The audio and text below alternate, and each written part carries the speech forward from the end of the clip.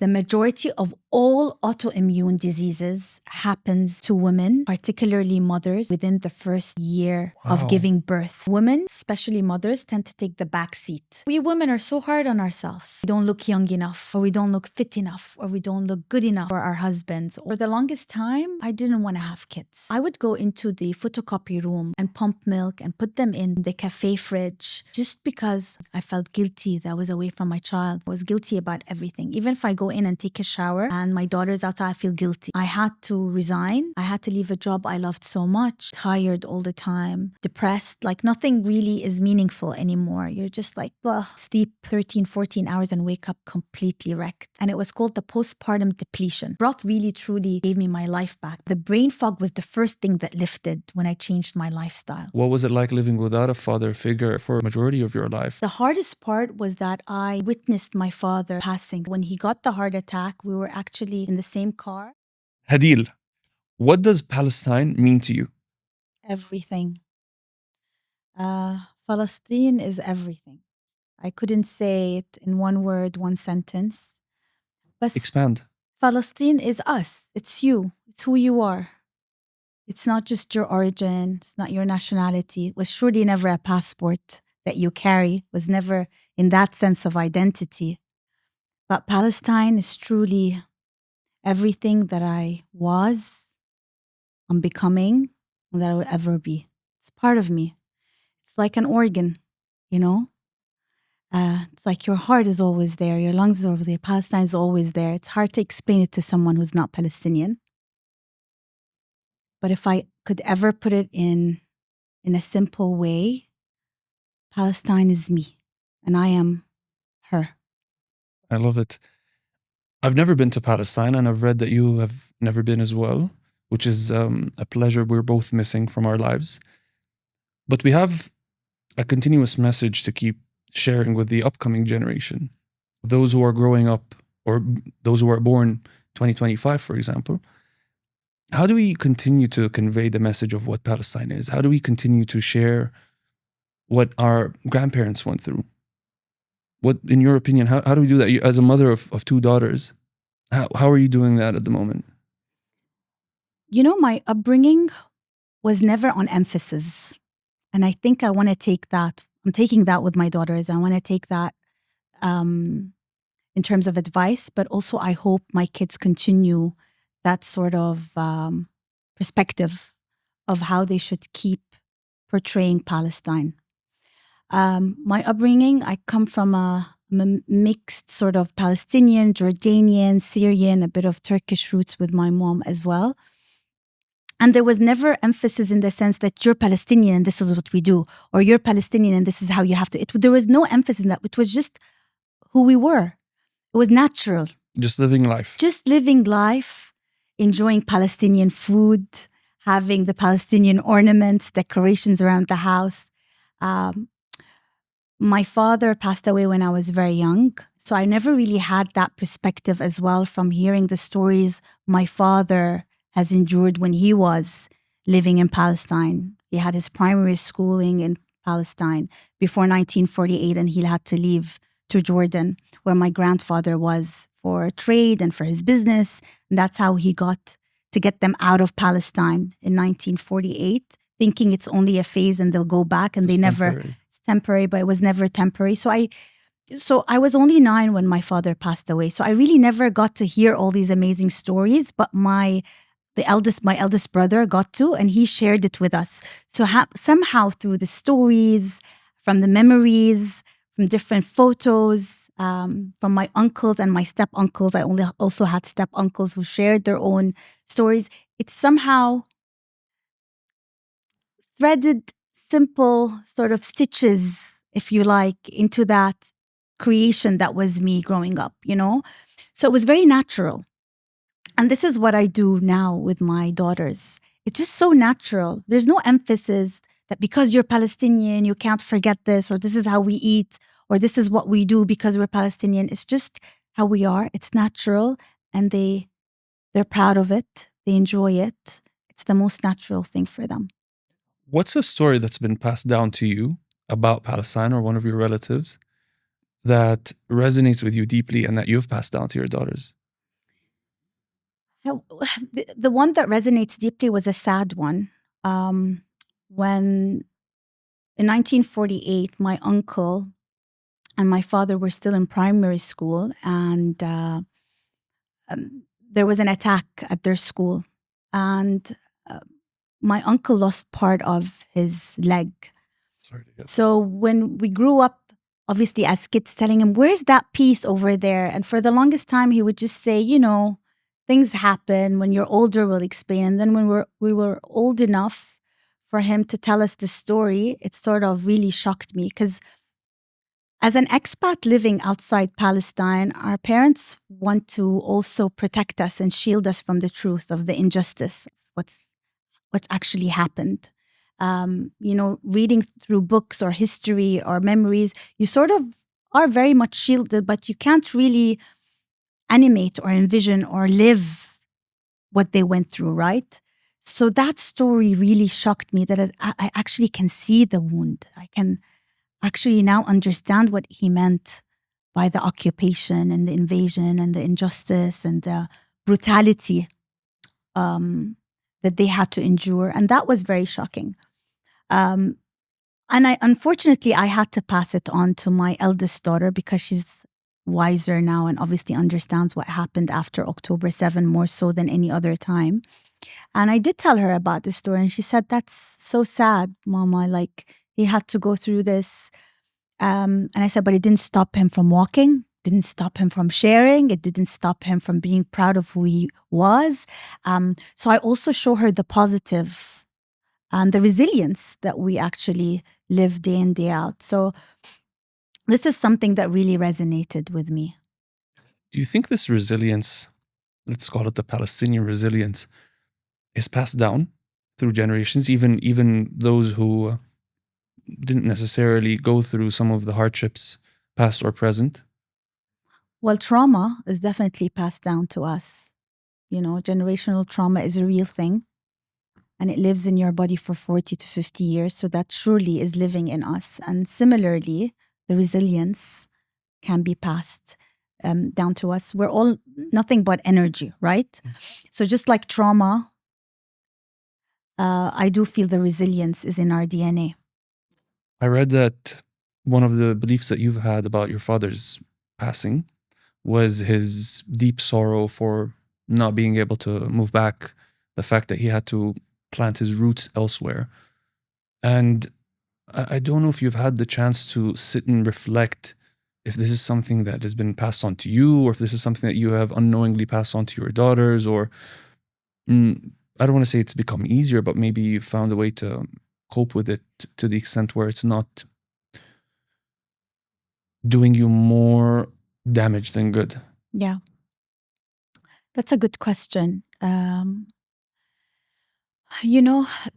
Before truly understanding that sort of, how do I put it down? Before really understanding what it is that heals us or breaks us or causes disease or disease, from my studies in nutrition, I really wanted to segment or disassociate the mental health, the spiritual health, faith, from how the body acts, because I wanted to be very pragmatic, but also I wanted it to be 100% backed by science. And I wanted to truly understand the science behind nutrition solely.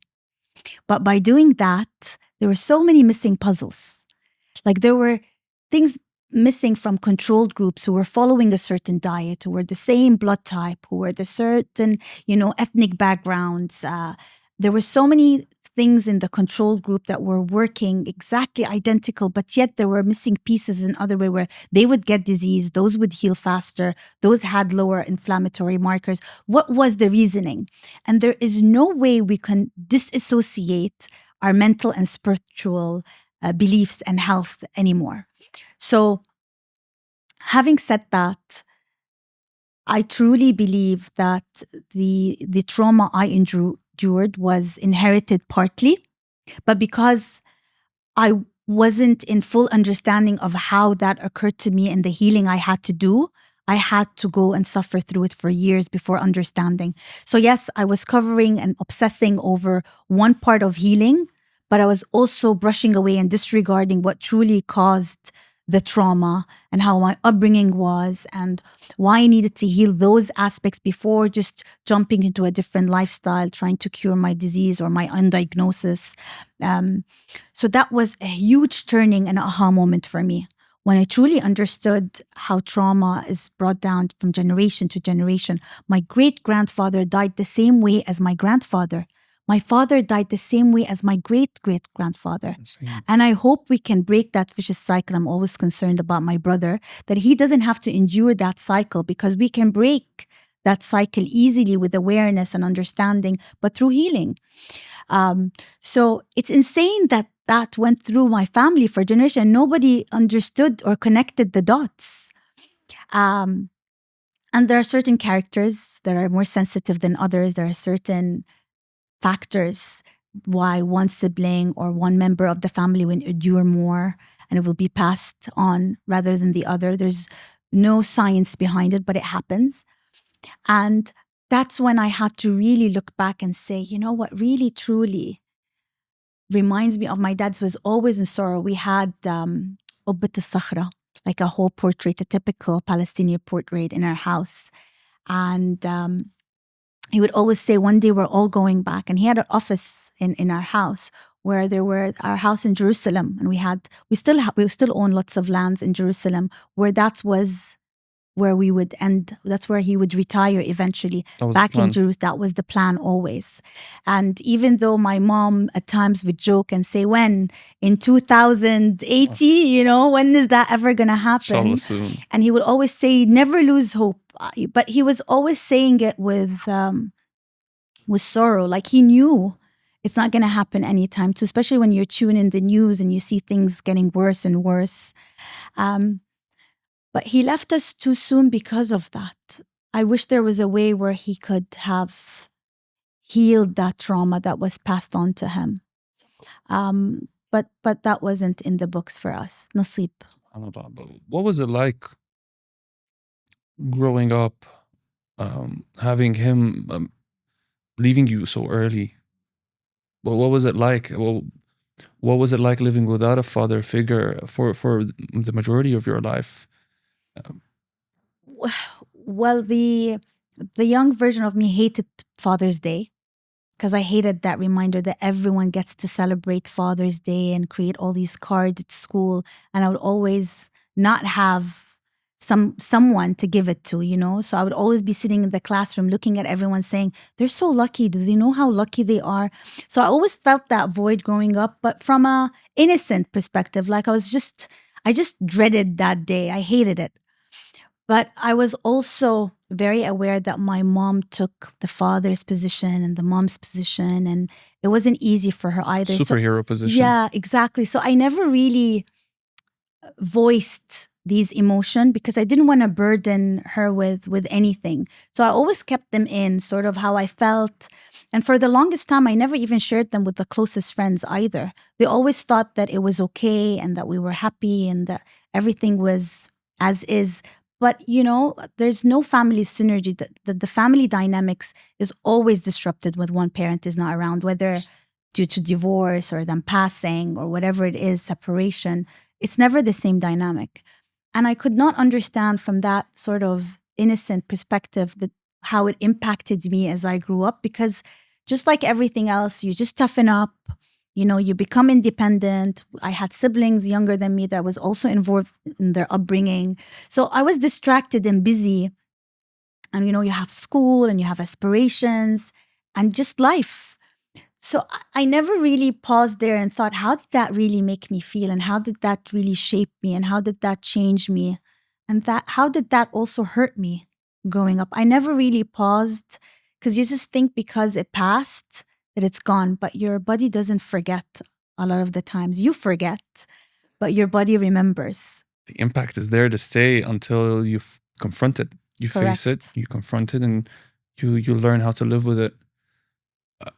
What I've witnessed from those around me, whether close or not too close, and who have lost either parent, never gets easier, kind of.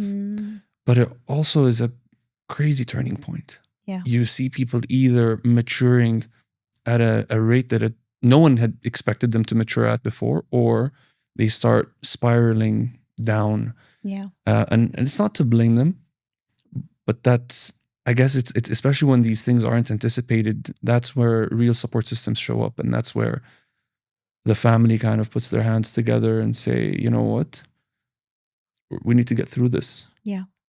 Because it can take us in either direction. And it's unfortunately, it's not one of those things that's in anyone's hands. Unfortunately, it's not reversible. But I just salute you for how you personally coped with it and how you personally continue to accomplish a lot of what you've accomplished. Because even as you talk about it with so much gratitude, I guess is a good word. It's probably never easy unlocking those memories, revisiting those memories, recollecting. But you've just channeled it in a way that shows that you found a way to make yourself a better person because of that. I think it takes a lot of strength. Yeah, I do hope I do continue to evolve to be that better person, better version. But to heal yourself is survival, or to get yourself out of a certain scenario or position or circumstance is a survival mechanism.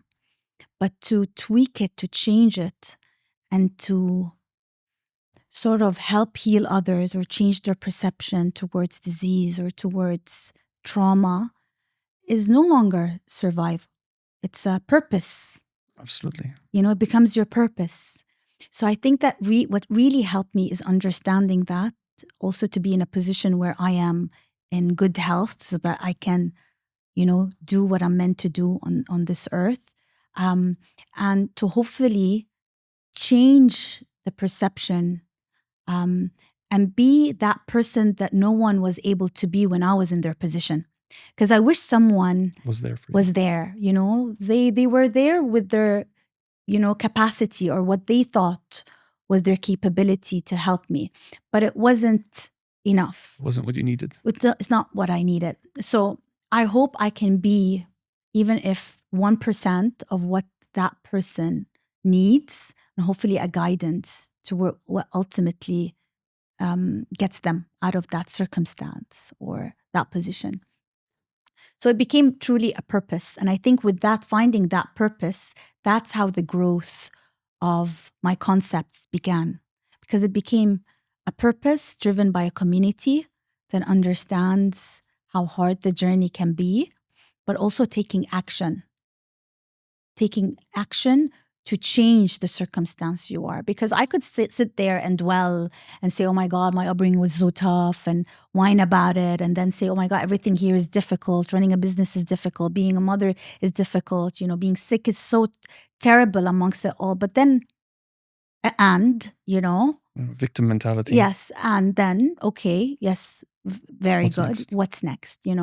So I truly believe that we need to also mentally get our minds out of that mindset, change the perception of how we view our body, how do we view our circumstances, to really be able to get out of it eventually.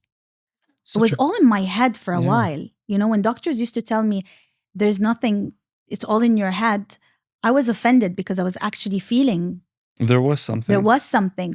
But then I started thinking, it is truly in my head, because I can change the way I perceive my sickness. Actually, that is fair for them to say it's my head, because my head is truly controlling how I feel towards it. Yes, they didn't understand what was going on with me for years, but I also was letting it control me by not controlling my thoughts about it. You know what I mean? Absolutely. It's a very powerful reframe, how you're looking at a situation and you're just deciding if it's happening to me or if it's happening for me. And one analogy that came to mind is the airplane oxygen mask analogy, which you found yourself in. Okay, we're all going through something really rough. Yeah. There is absolutely nothing I can do until I work on myself and find out how I can get through it, which is putting the oxygen mask. And then as soon as I know how, the first thing to do is just, let's expand. Yeah. Let's help others around you. But nothing can happen until you work on yourself.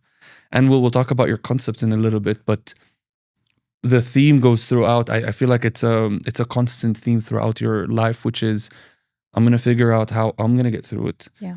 But your generosity goes a step beyond, and you realize you're sitting on a wealth of knowledge, and it could benefit one or two other people. But even if that's the impact, then you're more than happy to go through the motions to make it happen.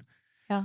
But just a question, having lived in a household where your mother had to really bear the full weight and the full responsibilities, what has that taught you about a healthy marriage between a husband and a wife who can choose how much time they spend around each other and around the household? I would be lying if I didn't tell you it affected me both positively and negatively. Mhm. Because there were always, and I feel till today, there was always that fear factor that maybe my husband could go anytime, any day, and it could be sudden. And what will happen to me and my kids, not necessarily financially, yeah, because that was another burden.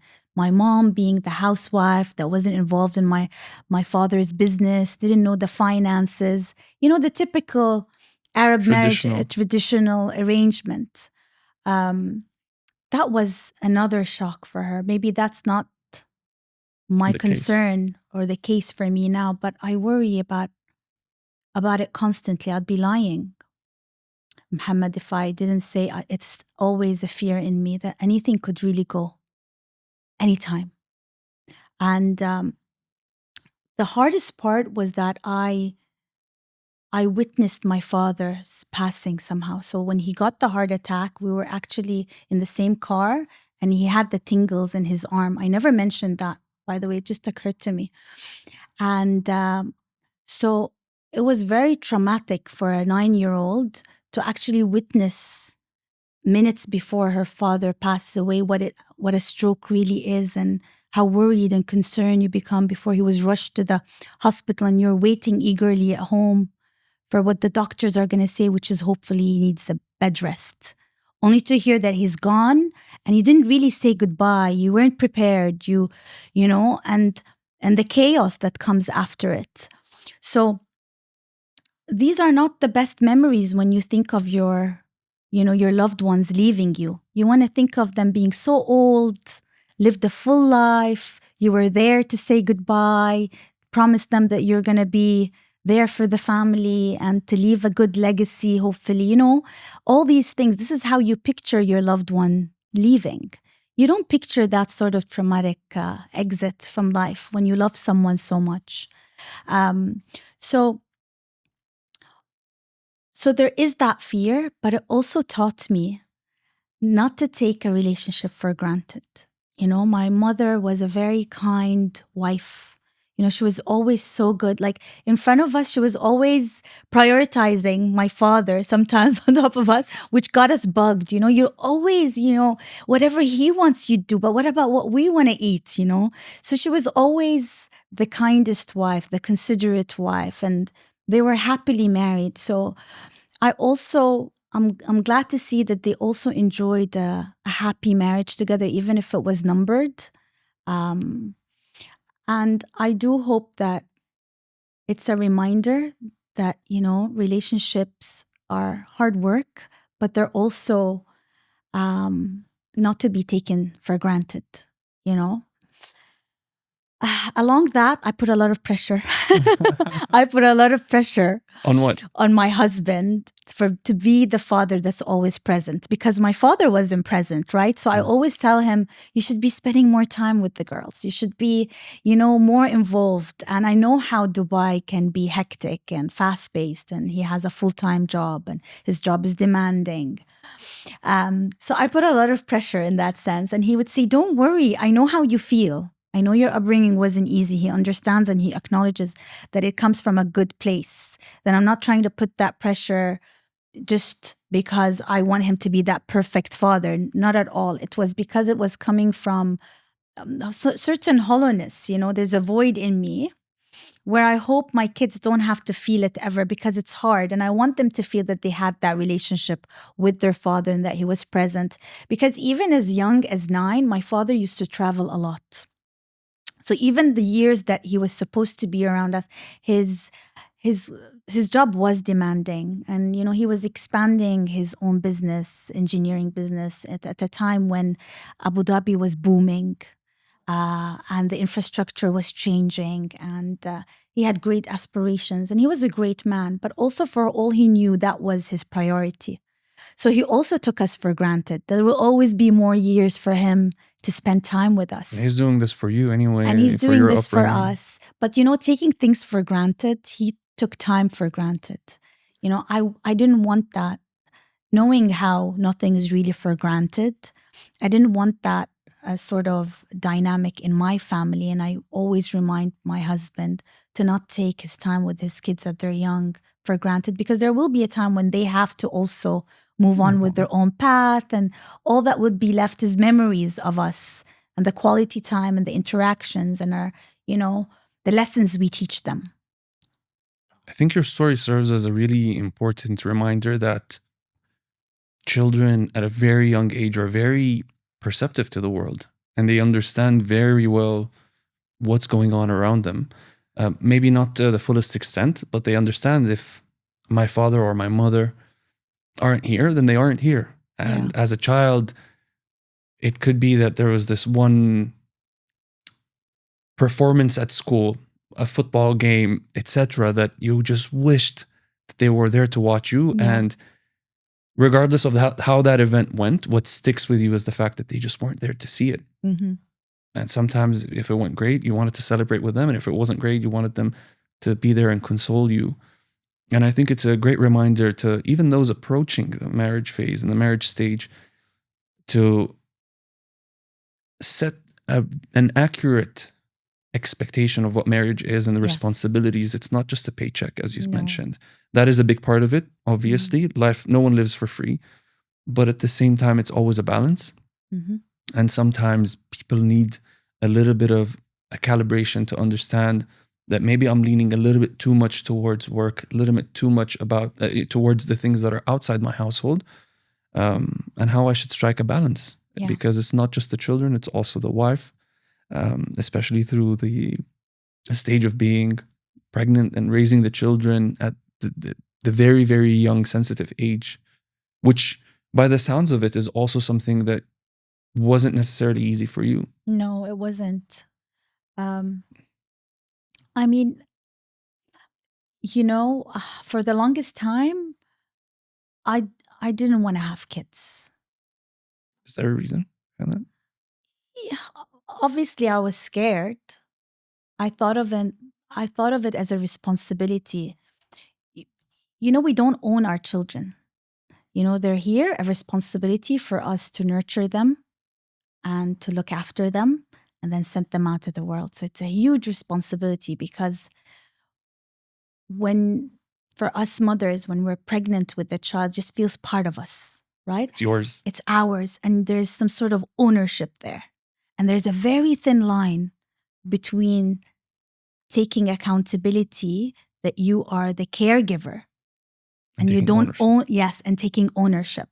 So there's a very thin line that a lot of parents get confused, where it's not your job to really tell that child what to do. It's teaching the child the right from the wrong, so they get to do the right thing with your guidance. And that's very different. So I was so scared, because I sort of, with my upbringing, I sort of brought myself up unknowingly. Like all my ethics, my morale came from my very basic understanding of what's right and wrong, but sort of I embedded those ethics alone, you know, because again, the dynamic of the family was disrupted when my father passed away. So I didn't have that sort of guidance the way I know now is supposed to be, because now I have kids. So that was scary for me for the longest time. It was scary for me to get married and to have kids. And what if I mess up? What if I wasn't that of a mother that could really hold their hand, guide them, nurture them the right way, empower them to be who they want to be. What if worse? I was the reason why I held them back and they weren't able to really aspire or empower themselves to be the best version of themselves. So that was the scary part of me analyzing motherhood through my eyes. So I think this didn't help when I got pregnant. Obviously, the circle of life and I wanted to start a family, all that awareness didn't help. I was so much in my head thinking, oh my God, raising a family is so hard. But I remember sitting with my sister, and she said something that really resonated with me. She said, I don't know if you remember, Hadil, you sort of raised me. When you were so young, you had it in you. You know, you were always nurturing, you were always caring, and you basically raised me and our younger brother. What's the age gap between you and your siblings? So 6 years. There's 6 years between me and 7 years actually between me and my youngest brother, and 3 years between me and my younger sister. But it just feels so vast when you're 9, and then there's 6, and then there's 3. It's a big vast difference at the time. So I remember there's fond memories of me showering my little brother, asking them what they wanted to eat, helping them with their homeworks. Till today, he says, if my vowels are wrong, it's because of you. Like, he jokes. Because sometimes I say, you can't say and something, and with the accent. And he would say, yeah, but if my vowels are wrong, you taught me that. So there were fond memories of me looking after my little siblings, but it was never a chore. It just felt natural. I mean, that's what you do as an elder sister, right? Purpose. Yeah, but that's what you do. It just comes naturally. No one has to tell you, your sister is hungry, fix her something if you're fixing something for yourself. Nobody really tells you if you see your little brother coming from the park outside, dirty and smelly, that you have to shower. You just do it. That's what I assumed, that I just had to do it. But this resonated because she told me, for the longest time, you've looked after us unknowingly, just because you felt this was natural. Don't you think you'll be a naturally good mother? And that's when it occurred to me that, yeah, maybe it's in me. Maybe I could, play a positive role if I am to start a family, because it is a big responsibility. Absolutely. And just the fact that you saw the magnitude before even taking the step shows how a good mother would approach this, or a great mother would approach this, which is understanding the responsibility even before the responsibility arrives. Yeah. But before the motherhood stage, despite all the challenges that you went through, you went on to become a titan in the HR space across different sectors.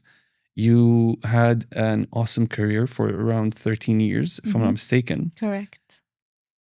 What was it like being on the fast track on the corporate ladder, and then being faced with a decision, either your career or your firstborn or your first child? I'm such a people's person.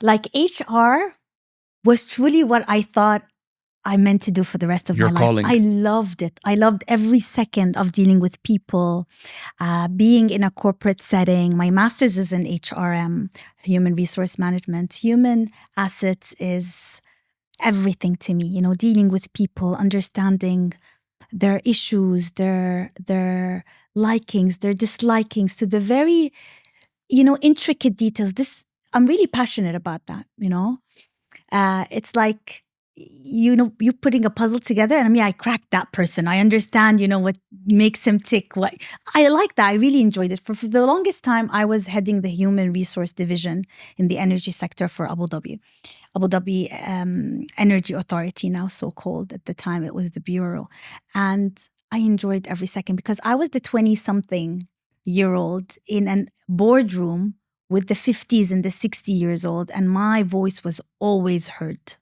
I always had something to add to the table, a fresh perspective, a different perspective, a futuristic way. And I was loving it.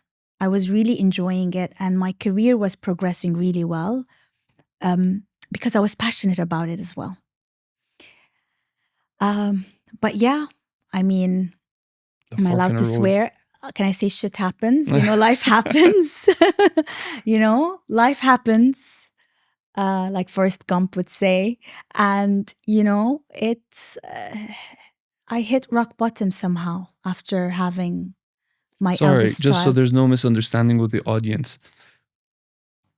Which part of life would you describe as life happens? Is it having the baby, which I think is one of the happiest moments of your life, or No, is it what yes. happened after the pregnancy? Correct. I guess, what happened is that I was progressing really well with my career. I was climbing up that corporate ladder at an amazing pace, and I was comfortable. I was comfortable in terms of financially. It was a well-paid job. I was comfortable in terms of I set the goals for myself. I had the vision, and I was ticking all the boxes. It was comfortable. I was challenged within my domain, but I was comfortable.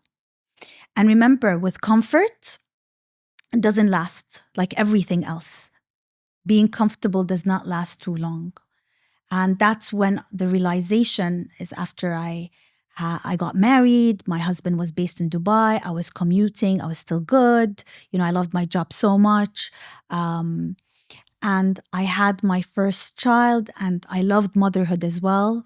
But the perfectionist that I was, I wanted to also balance between the two. So I still wanted to nurse my daughter for the first 2 years of her life because I felt that this was me being a good mom. I was giving her the best nourishment, but also with the dynamic of my job and the expectation of how a mother, especially a nursing mother, needs to be around her child. It was difficult for me. It put a toll on my health as well. I would go into the photocopy room and pump milk and put them in the cafe fridge just because I felt guilty that I was working. I felt guilty that I was away from my child. I felt guilty that I was in another city, while she's probably home and I can't hear her murmur or blab or watch her fall asleep. The moment someone becomes a parent, I feel guilt is natural. It's part of the process. It's just like being protective. It's an innate sort of emotion. Similarly, guilt was very natural for me. I was guilty about everything. Even if I go in and take a shower and my daughter's outside, I feel guilty, Wow. So there was so much guilt because of my career, because of my lifestyle. I was a working mother after all. But there was so much guilt with that. And that didn't help. It didn't help. And that's when I realized that what am I doing? I'm commuting. My daughter needs to spend more time with me, but also with her father who's in another city. And even though I'm comfortable in my career, I'm not comfortable with me being the mother that I am. So I had to make the hard decision. I had to resign. I had to leave a job I loved so much. I had to move away from all of that.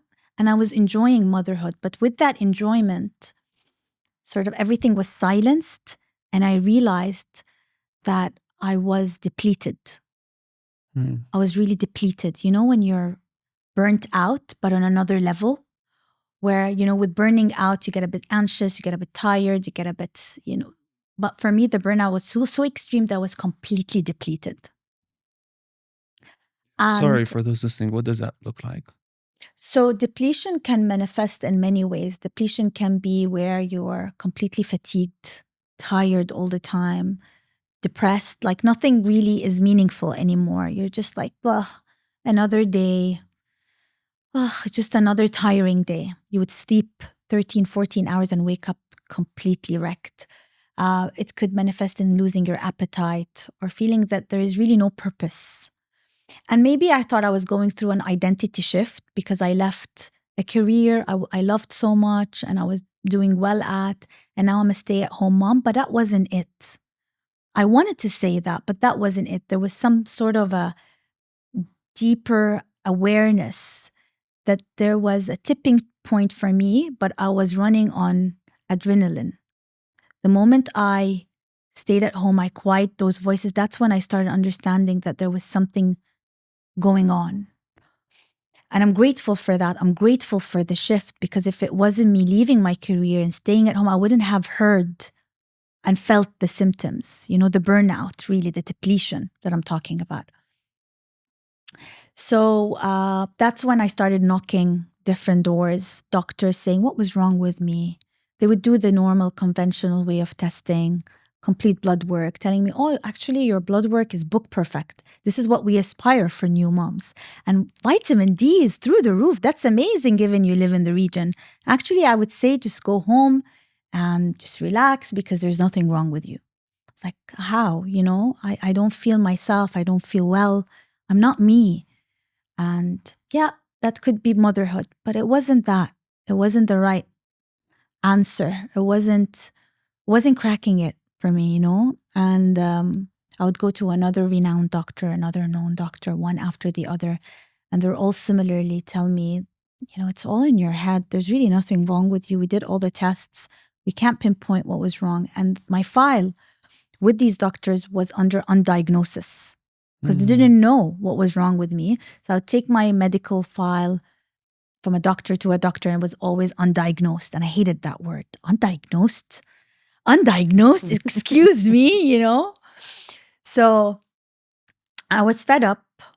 I was tired. I had a child that was waiting for her mommy to look after her that wasn't capable of. I was also a wife. I was a sister. I was a daughter. I was a lot of things. So it was, also being selfless, that I needed to look after myself desperately. It was no longer just about me.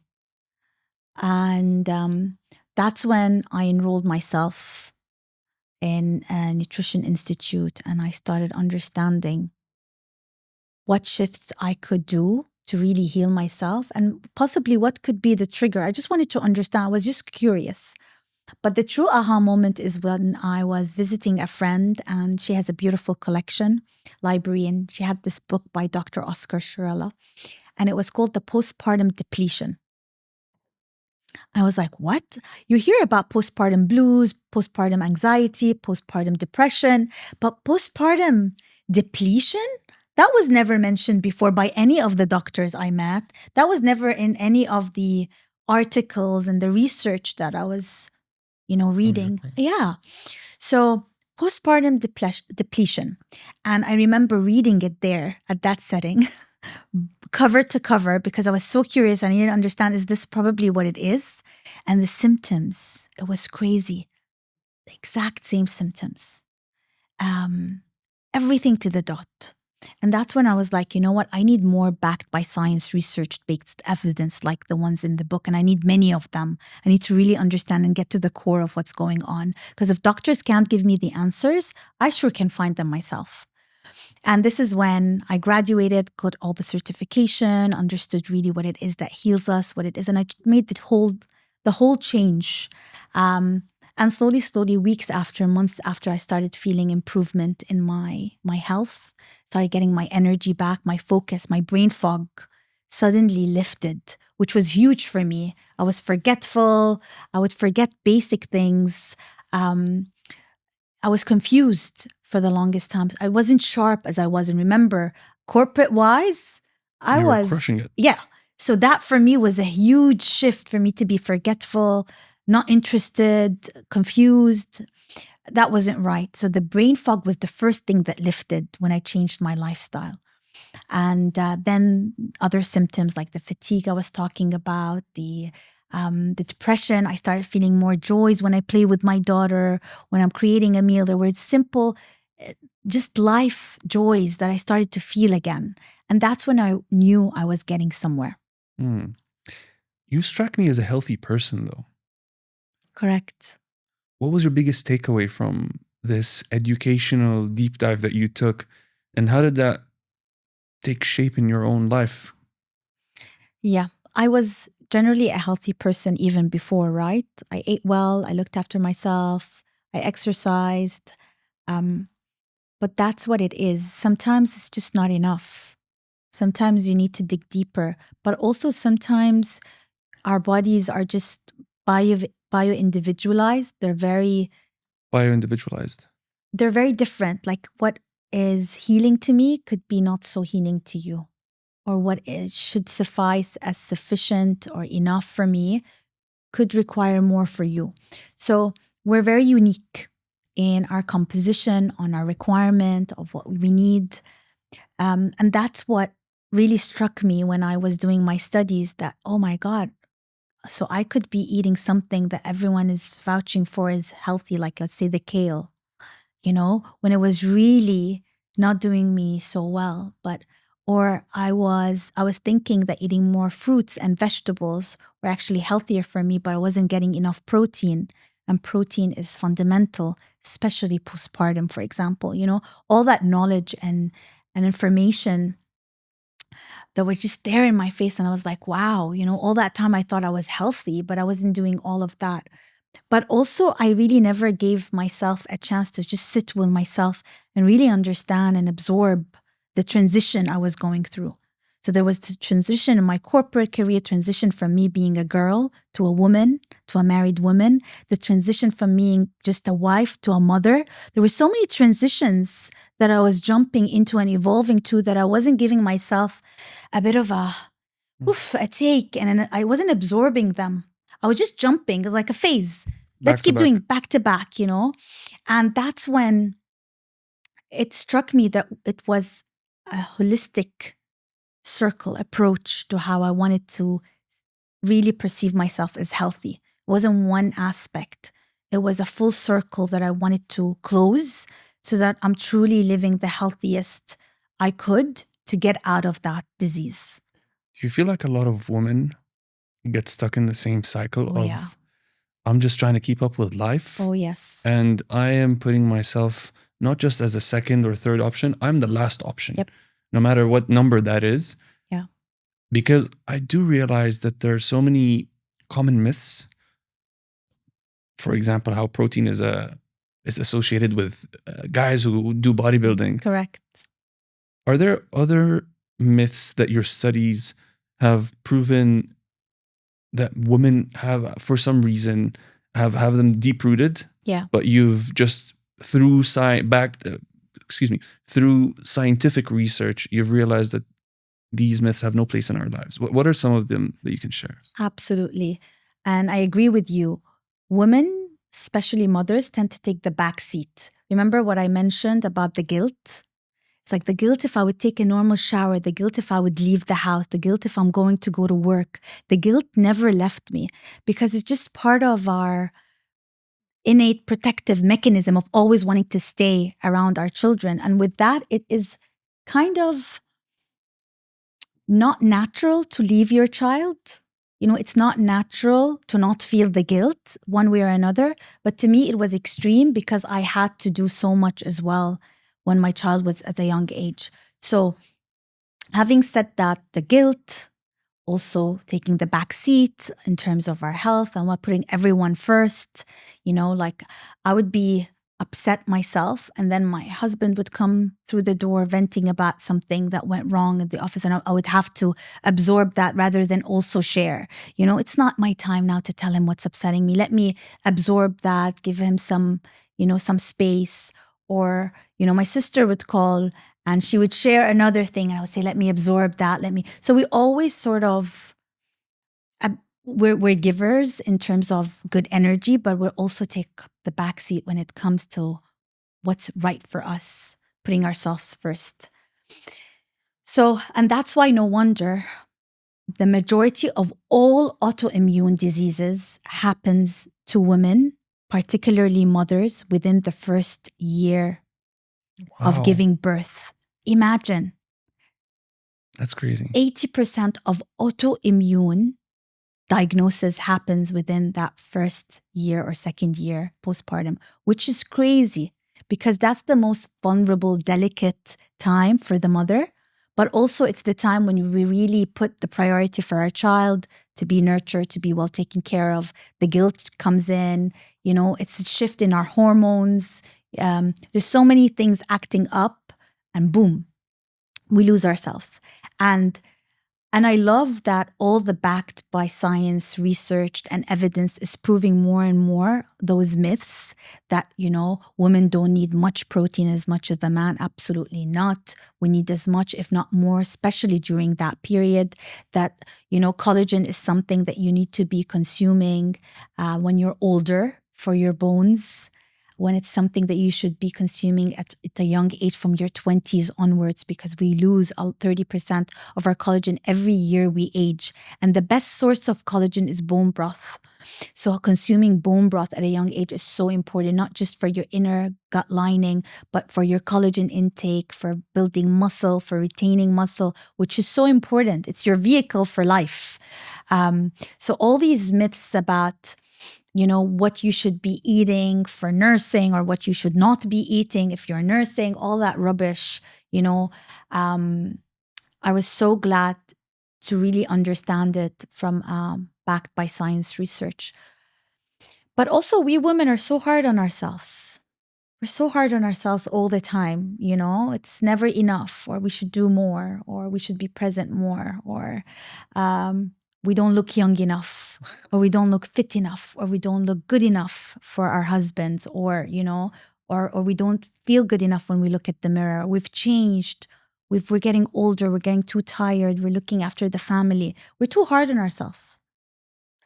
Just shows how important of a role the husband has to play as the fundamental support system in this whole equation. Yeah. Because they feel like, well, I'm getting the bread and butter of the household. So you're staying with the child at home. You're not really going outside. You're not facing, the mean world, but you're dealing with a mystery of challenges that men sometimes live their own life without even knowing that they exist. Yeah. And the mother is the gift that keeps on giving. Mm-hmm. And the expectation is, but in reality, it's supposed to always be a two-way street, so Correct. that the environment supports her in the giving, while also being able to receive some of her, I don't want to say, venting could be one word, but just existing and sometimes going through tough days. And at the end of the day, they're human as much as everyone else around them who they support. Yeah. So these are some of the fundamental experiences that you went through that led you to launch 3 different food brands. Yeah. Based on your research and based on your experience and based on the fact that it has worked with you first and you've seen the results first. I want to start a little bit differently and briefly with matcha. Yeah. Because I read that you actually went to Japan. Correct. And stayed there for almost a month. Yeah.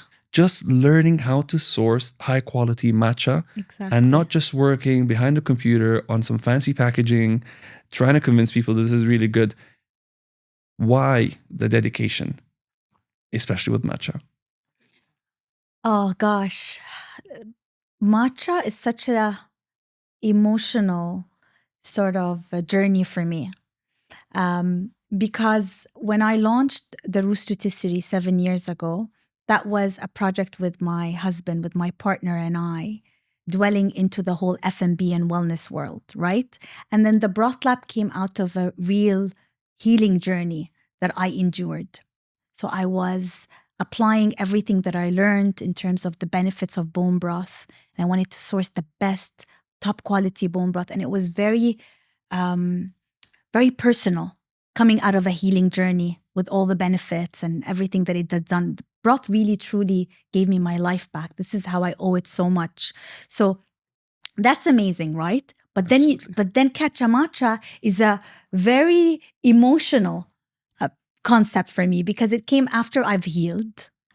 And it was more of a passion project coming from something that I love so much. I love matcha so much. I've been drinking matcha for 9 years, way before it was a hype.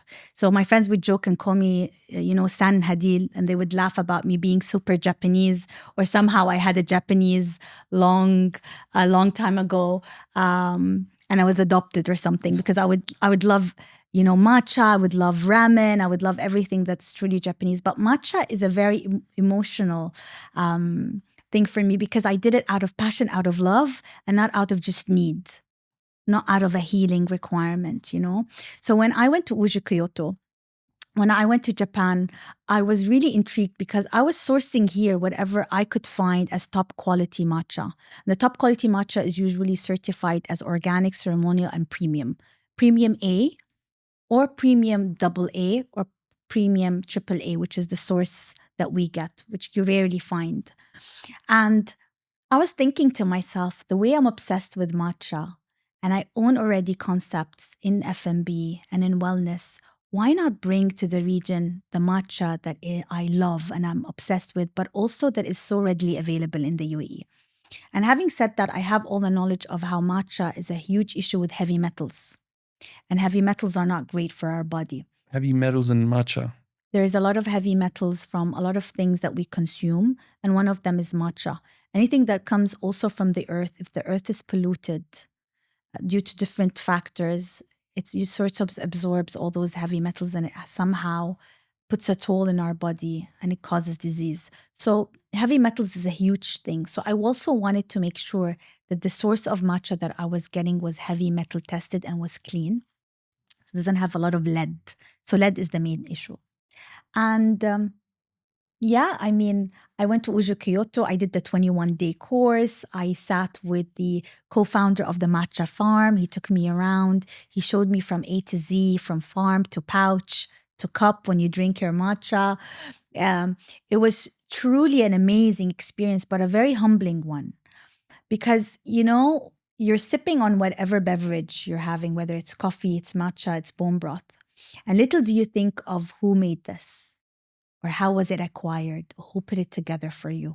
Or how it's so readily available for you. You have no idea what those farmers, 6 generations, 7 generations farmers go through to pluck those matcha leaves, spring harvest, first thing in spring, put it in these bags, carry them heavily on their backs, take it to dry it, and then stone mill it, only to put it in packaging and ship it to you so that you can wake up and say, I love this matcha. I'm in the mood for matcha today.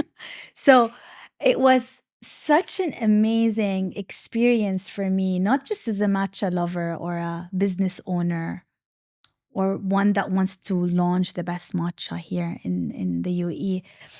It was really an appreciation to all these amazing farmers who work so hard to bring us the best, and that I will never take it for granted. That cup of matcha that I enjoy, I've been enjoying for decades.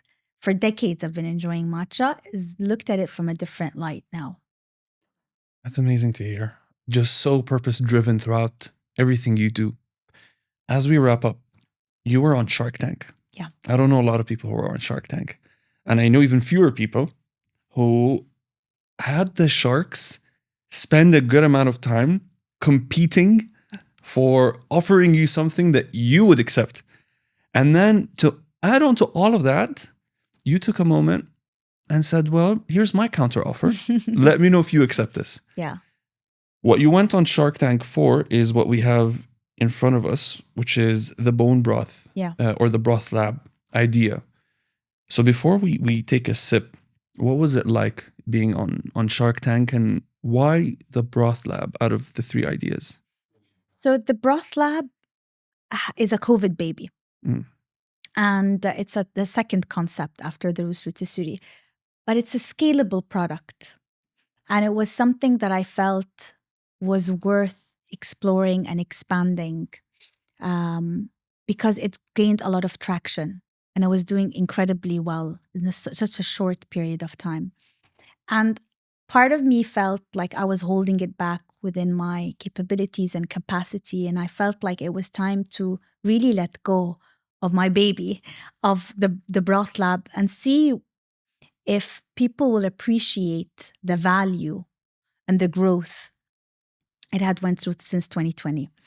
And I was right, because when I went on Shark Tank, the sharks were very impressed, and they all, like you said, pitched their own offers, and they were really fighting amongst them of who I am to choose because they saw its worth. It was really a testament of how the broth lab is a quality, great product, but also in demand, and is a viable business as well. Because when you're passionate about something, and when you believe, when you believe in a concept, you sort of take it like, maybe it's just me.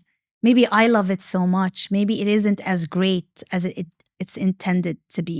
But when you see other sharks in their industry telling you, yes, you have this, they acknowledge that you have something great cooking here, literally, then you sort of take a step back and say, I knew it.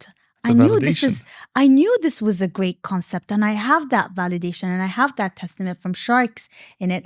And it was such a nice pat on the back that I managed to create a concept out of nothing, but also out of a very personal healing journey of mine. And when I got there, I really didn't have any expectation. I went there thinking, let me see if they would really see the Broth Lab as what it truly is, a transformational wellness disruptor. And I'm glad that they did. How many people have benefited from the Broth Lab product so far? We have delivered over 1 million orders. MashaAllah. All around the UAE. And so far, we have thousands and thousands of testaments that we can't even begin to tell you how to share it. There are many times when on social media, the managers and the digital marketing, they say that we need to share all these testaments. They say, where do we start? Like you have so many of those testaments. We don't know how to put them together. That's a whole project, which for me is amazing, because that was the purpose behind it, to help others heal through food, because food is medicine. Absolutely. You know, food has healed me, bone broth has healed me, but it can heal so many others. I love that. I'm going to hold the mug, and I want to highlight that part of the design of the mug is the kufiyya. Yeah. Which is just a perfect 360-degree look at the conversation we've had, at where everything started, at that seed that was planted in us way before we were even born. And the fact that the seed continues to change people's lives to the better.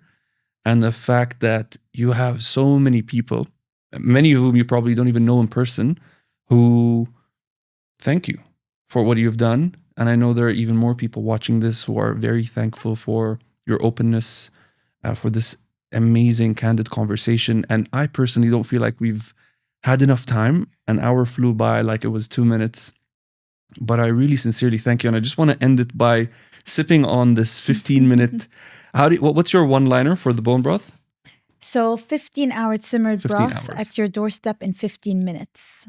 So readily available, convenient, healing, nourishing bone broth that is available in minutes at your doorstep. And this is what we're trying to bring. We're trying to bring convenience. We're trying to bring something that is so difficult and tedious, you know, to make to mothers and to families and to people who truly need it.